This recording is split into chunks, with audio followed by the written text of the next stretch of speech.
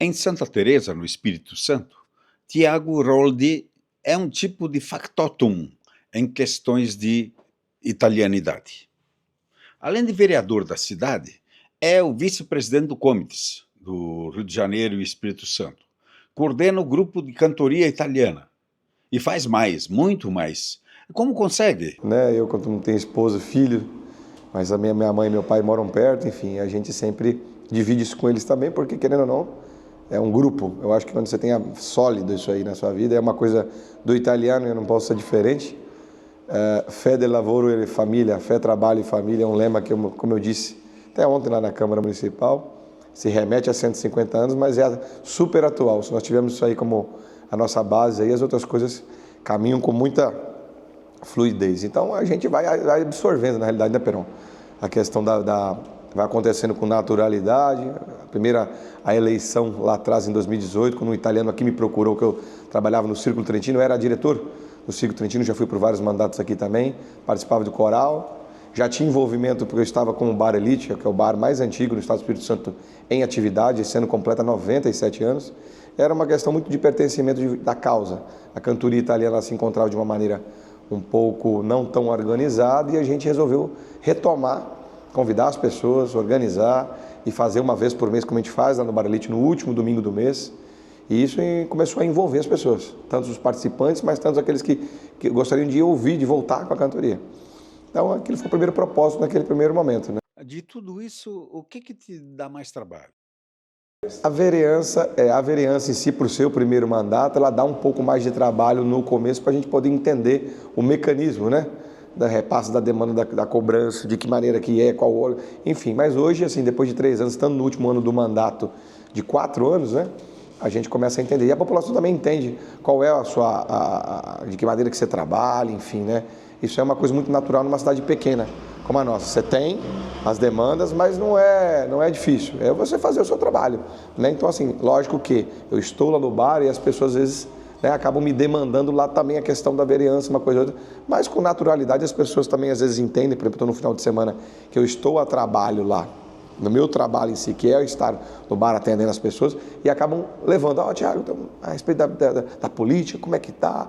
E assim, a gente é bastante demandado. As pessoas confundem um pouco, mas não tem problema algum. A gente sabe, consegue separar as coisas, e como eu disse, é ter tempo para a sua família também, que você tem que se dividir dessa maneira, e a gente vai seguindo, vai rompendo, digamos assim. Mas a gente faz a questão da cantoria, como eu disse particularmente.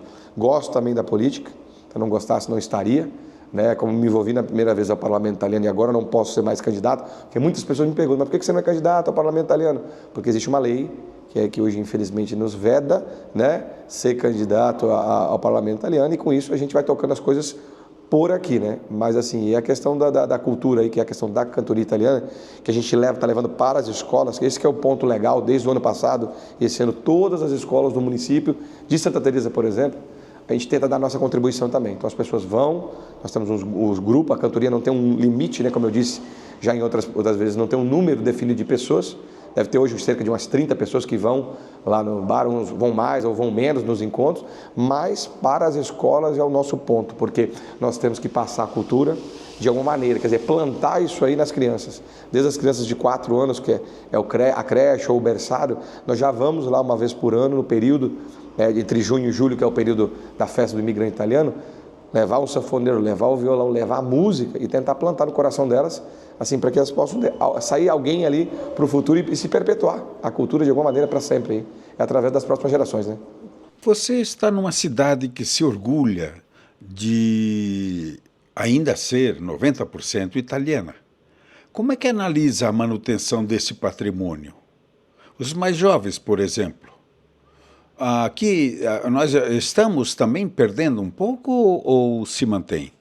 Não, é um pouco natural, né? Eu não digo o perder em si, mas em si, quando você vive uma cidade como a nossa, que é uma cidade tem um viés turístico, então as pessoas começam a vir pessoas de outros locais, que é natural, vindo morar na cidade, não tem essa identidade com a nossa italianidade, por questões também pessoais. Tem gente, tem filhos às vezes das famílias, não segue aquilo que os pais faziam, né? Seja de qualquer, seja de um artesanato, seja da culinária, seja de participar de algum movimento, não fazem porque não é aquilo que elas gostam, não está dentro dela. E é aí que entra o nosso trabalho, em despertar o interesse de se manter, porque é nosso, é um pertencimento nosso. Esse ano, se a gente completa 150 anos de imigração no Brasil, ou um pouco mais, porque é claro que vieram já italianos há muito tempo antes disso para cá, mas aqui em massa, enfim, e para o nosso estado especificamente, falando de um dado pequeno, antes da grande imigração de 1874,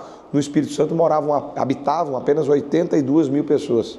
E entraram de 1874 a 1895, 36 mil italianos passaram pelo Porto. Então, assim, por isso que nós temos toda essa identidade com a Itália. Quer dizer, quase metade da população de 20 anos atrás, à época, entrou aqui no estado. Isso fez com que hoje nós temos um estado com essa identidade.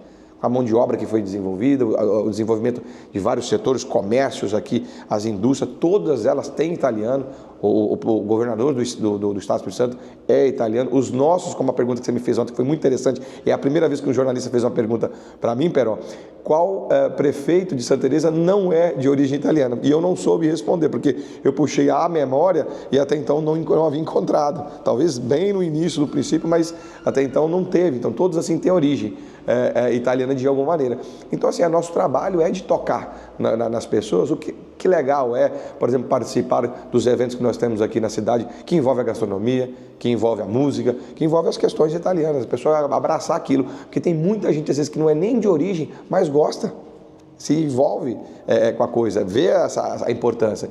Então, assim, independente de etnia, de qual imigração a pessoa vem, a cantoria, inclusive, ela adota esse tipo de pessoa. Nós temos pessoas lá que não têm origem italiana alguma, mas gostam do movimento. Então, a ideia é despertar nas pessoas, em geral, esse movimento, independente se elas são ou não de origem, mas que elas possam ajudar a perpetuar isso aí para as próximas gerações e para sempre, digo, né?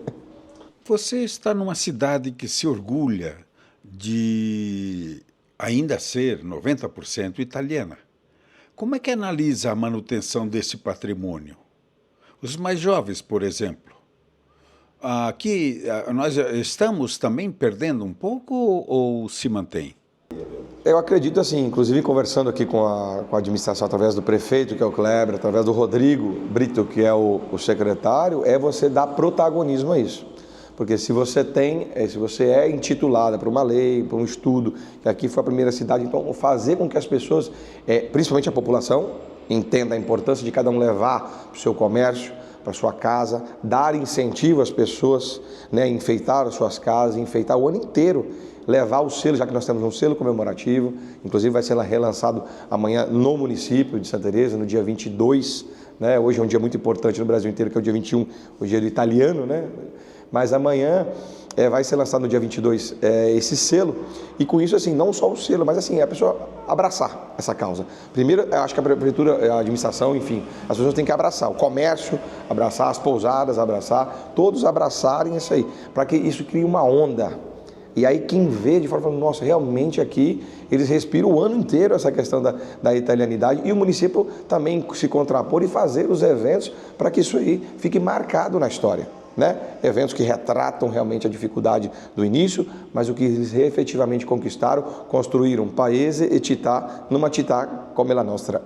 Santa Teresa foi proclamada por lei a primeira colonização italiana no Brasil. Depois desse marco, desse advento, o que mudou na cidade, na população, no comércio, enfim, nos hábitos gerais? Eu acho que, inclusive, depois quando foi sacramentado, quem ganha lá não só a cidade, eu acho que o estado do Espírito Santo, né? Aquelas outras cidades próximas que também, de alguma maneira, elas também têm a importância dela, com certeza, absolutamente. Mas, assim, na realidade, faltam essa questão da legislação em si. As pessoas, muitas vezes, precisam ser, várias vezes, retocadas. Olha, existe uma legislação, nós somos, não é somente de boca, você também, cidadão. Eu até provoquei isso ontem à Câmara Municipal. Falei, gente, é o ano inteiro. Não adianta nós falarmos hoje aqui, como temos as meninas, nós temos o concurso das meninas daqui de Santa Teresa, que participaram de um concurso estadual, e você esteve entrevistando elas ontem, de somente esse momento e acabou. Não, nós temos que respirar isso aí todo dia,